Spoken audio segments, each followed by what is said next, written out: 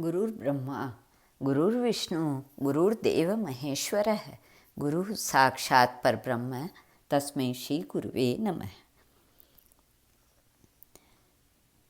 आकाशवाणी ने जो कुछ कहा है उसके अनुसार मुझे क्या करना चाहिए, यह सोचकर नारद जी मुनि वहाँ से चल पड़े और प्रत्येक तीर्थ में जा जाकर मार्ग में मिलने वाले मुनीश्वरों से वह साधन पूछने लगे। उनकी उस बात को सुनते सब लोग, किंतु उसके विषय में कोई कुछ भी निश्चित उत्तर न देता।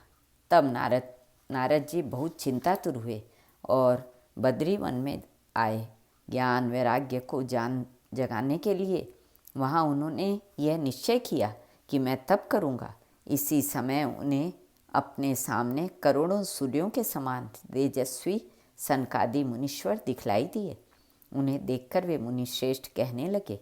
नारद जी ने कहा, महात्माओं, इस समय बड़े भाग्य से मेरा आप लोगों के साथ समागम हुआ है। आप मुझ पर कृपा करके शीघ्र ही वह साधन बतलाइए। आप सभी लोग बड़े योगी, बुद्धिमान और विद्वान हैं। आप देखने में 5-5 वर्ष के बालक से जान पड़ते हैं, किंतु हैं पूर्वजों के भी पूर्वज। आप लोग सदा बैकुंठ धाम में निवास करते हैं, निरंतर हरि कीर्तन में तत्पर रहते हैं, भगवत लीला अमृत का रसास्वादन कर सदा उसी में उन्मत्त रहते हैं और एकमात्र भगवत कथा ही आपके जीवन का आधार है। हरि ही शरणम, यह वाक्य सर्वदा आपके मुख में रहता है। इसी से काल प्रेरित वृद्धावस्था भी आपको बाधा नहीं पहुंचाती।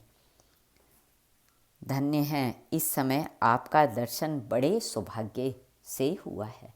मैं बहुत दीन हूँ और आप लोग स्वभाव से ही दयालु हैं, इसलिए मुझ पर आपको अवश्य कृपा करनी चाहिए।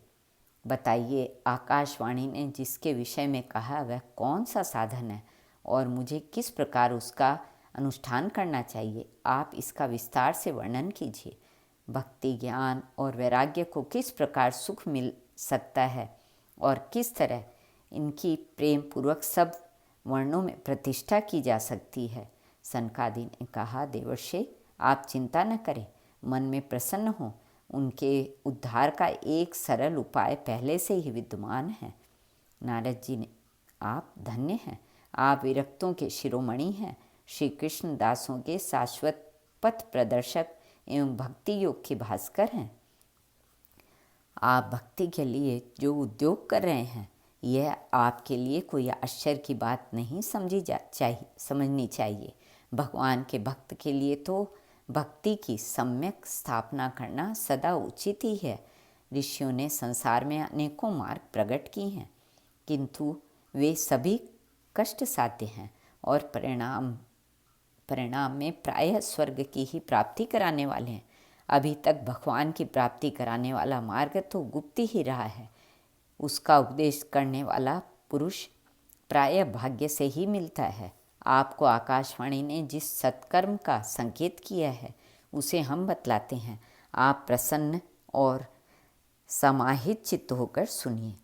नारद जी, द्रव्य यज्ञ, तपो यज्ञ, योग यज्ञ और स्वाध्याय रूप ज्ञान यज्ञ, ये सब तो स्वर्ग आदि की प्राप्ति कराने वाले कर्म ही हैं और संकेत करते हैं।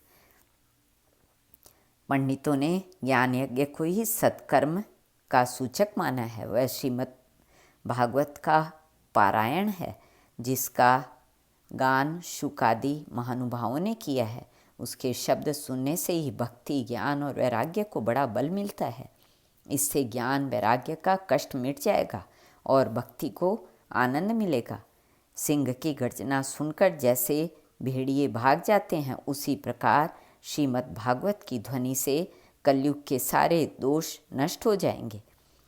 तब प्रेम रस प्रभावित करने वाली भक्ति, ज्ञान और वैराग्य को साथ लेकर प्रत्येक घर और व्यक्ति के हृदय में क्रीड़ा करेगी। नारद जी ने कहा, मैंने वेद वेदांत की ध्वनि और गीता पाठ करके उन्हें बहुत जगाया, किंतु फिर भी भक्ति, ज्ञान और वैराग्य तीनों नहीं जगे।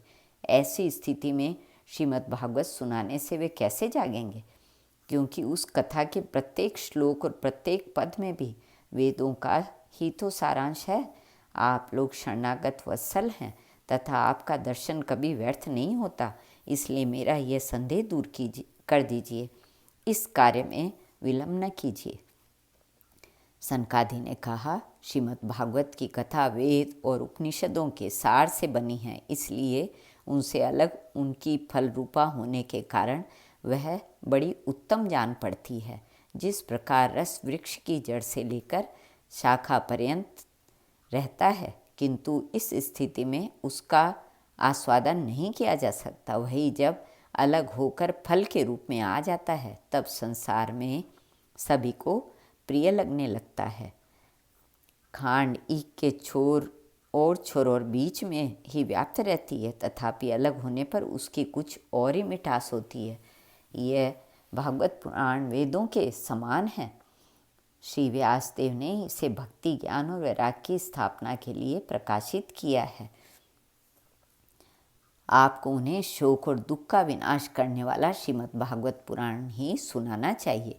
नारद जी ने कहा, महानुभावों, आपका दर्शन जीव के संपूर्ण पापों को तत्काल नष्ट कर देता है और जो संसार दुख रूप दावानल से तपे हुए हैं उन पर शीघ्र ही शांति की वर्षा करता है।